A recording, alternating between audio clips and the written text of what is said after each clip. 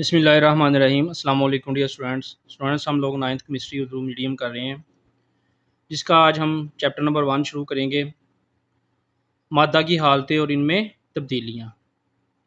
तो इस वीडियो के अंदर हम लोग एक्सरसाइज में मौजूद तमीरी फ़िक्र पर मबनी सवालात के आंसर कंप्लीट करेंगे। तो जो बच्चे चैनल पे नए हैं वो लाजमी तौर पे चैनल को सब्सक्राइब कर लें ताकि नई आने वाली वीडियोज़ बआसानी आप लोगों तक पहुँच सकें।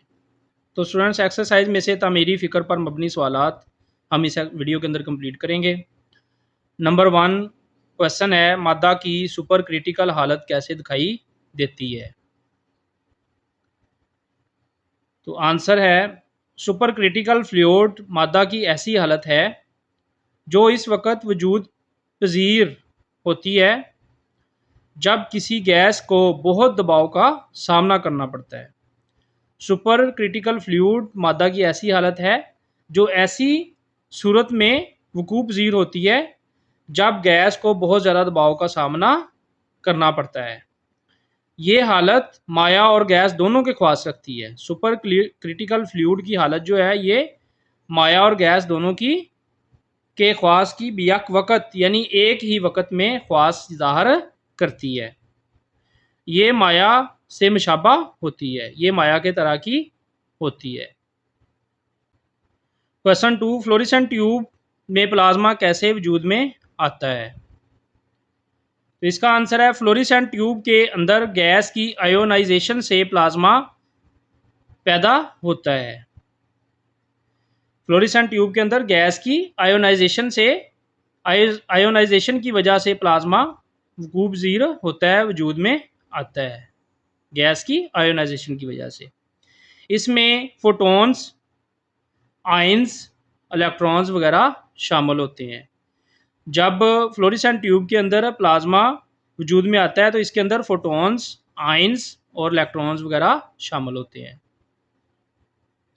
नंबर 3 क्वेश्चन, बायोकेमिस्ट्री में ज़ेरे मुतालिया ज़्यादातर कंपाउंड्स ऑर्गेनिक कंपाउंड्स कहलाते हैं।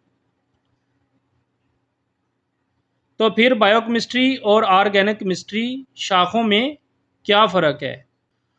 तो स्टूडेंट्स, ऑर्गेनिक केमिस्ट्री में हम कार्बन वाले कंपाउंड्स की साख्त, खसूसियात, तरकीब और रिएक्शंस का मुताला करते हैं। ऑर्गेनिक केमिस्ट्री के अंदर कार्बन वाले आइटम्स की साख्त, खसूसियात, तरकीब और रिएक्शंस का मुताला करते हैं।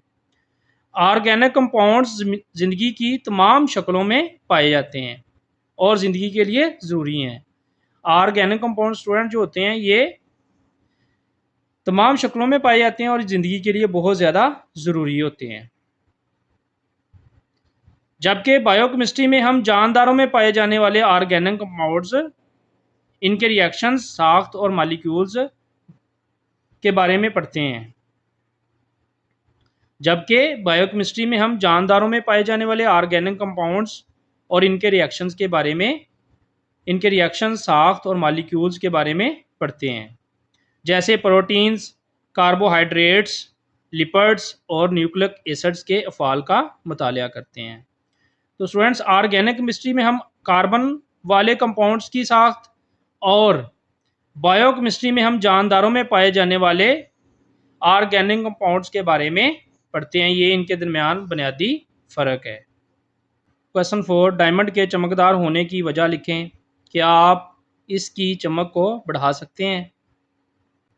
डायमंड की आला कीमत इसकी चमक की वजह से है।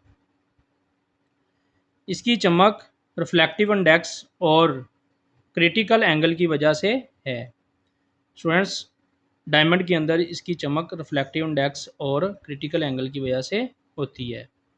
डायमंड को सही जावियों पर काट कर और इसकी सतह को पॉलिश करके इसकी चमक को बेहतर बनाया जा सकता है। डायमंड को बेहतर जावियों पर काट कर और इसकी सतह को पॉलिश करके इसकी चमक में मज़ीद इजाफा किया जा सकता है। क्वेश्चन 5, पानी में सोडियम क्लोराइड के हल होने के अमल की वजाहत करें। जब सोडियम क्लोराइड NaCl पानी में शामिल किया जाता है तो ये आसानी से हल हो जाता है। जब सोडियम क्लोराइड को पानी में शामिल किया जाता है तो ये आसानी से हल हो जाता है, क्योंकि सोडियम क्लोराइड यानी NaCl के आयंस और पानी के पोलर मालिक्यूल्स के दरमियान अट्रैक्टिव इंट्रैक्शन यानी कशिश की कुव्वतें इतनी मजबूत होती हैं कि ठोस NaCl क्रिस्टल में Na+ और Cl- आयंस के दरमियान अट्रैक्टिव कुव्वतों को कमज़ोर कर देता है। यानी कि सोडियम क्लोराइड के आयंस और पानी के पोलर मालिक्यूल्स के दरमियान अट्रैक्टिव की कशिश की कुव्वत इतनी ज़्यादा होती है कि Na+ और Cl- के आयंस के दरमियान अट्रैक्टिव की कुव्वतों को ये कमज़ोर कर देती हैं। कौन सी कुव्वत? NaCl के आयंस की और पोलर मालिक्यूल पानी के पोलर मालिक्यूल्स के दरमियान कशिश की कुव्वतें।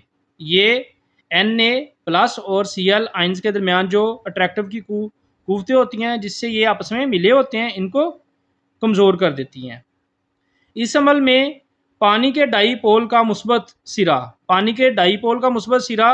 Cl- आयंस की तरफ, यानी पानी के डाईपोल का मुस्बत सिरा जो है ये -Cl आयंस की तरफ और पानी के मनफी डाईपोल का सिरा प्लस मुस्बत Na आयंस की तरफ माइल होता है।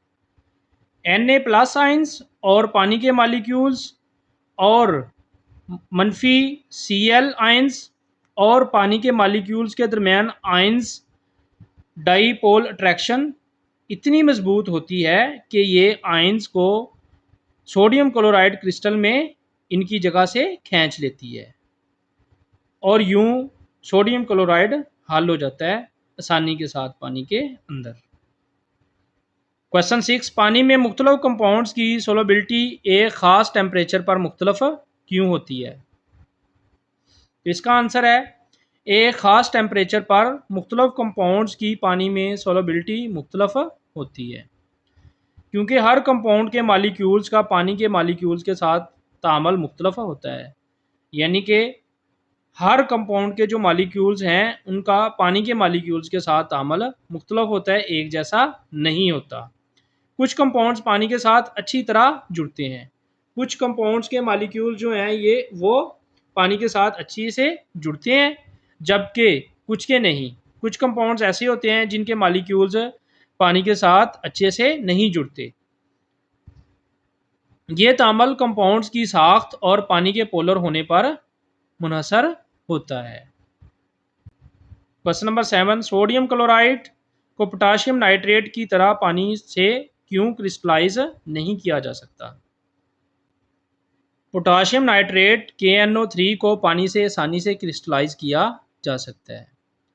पोटाशियम नाइट्रेट को पानी से आसानी से क्रिस्टलाइज कर सकते हैं क्योंकि इसकी सोलबिलिटी टेम्परेचर के साथ बहुत ज़्यादा हो जाती है।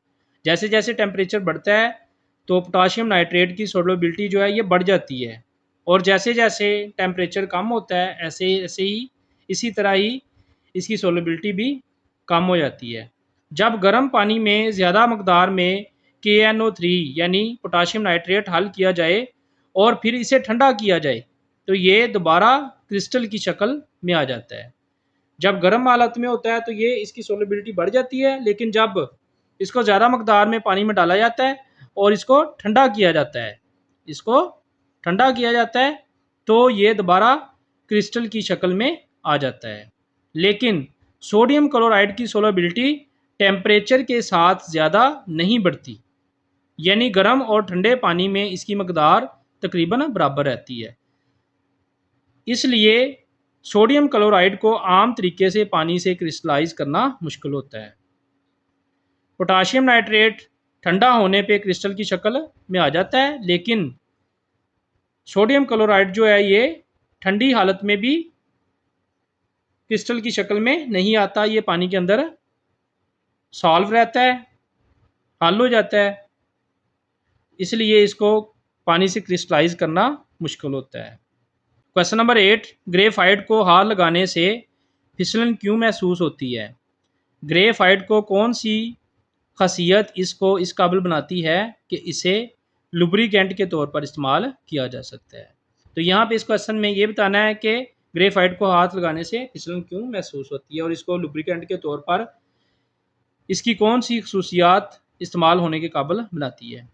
ग्रेफाइट को हाथ लगाने से फिसलन महसूस होती है क्योंकि ये कार्बन एटम्स की लेयर से बनी होती है।